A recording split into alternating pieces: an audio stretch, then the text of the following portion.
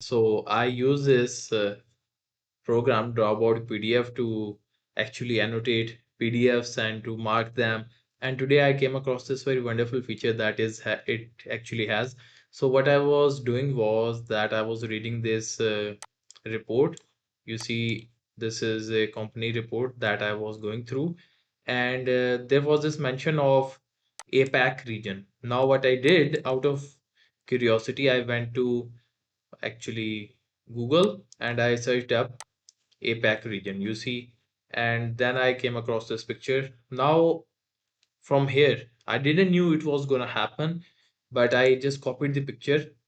You see, I copied the image and I came back to Drawboard PDF and I just actually typed Control plus V. You see, now this picture is imported here in this PDF, and well, it's actually quite interesting because you see, if I have to explain any concept, anything, so I can use these images. And obviously this is just an example. You have to just make sure that you don't use anyone else's work, but well, this is quite intriguing. And Dropboard PDF, it's a good program actually.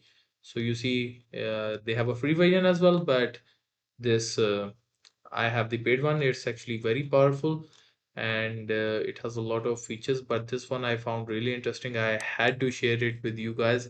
So if you are generally interested in this sort of stuff, just follow my channel. We'll inshallah keep on talking about this stuff. I want you to get more productive and um, well, skillful. So see you in some of the other videos on the channel. Have a good one.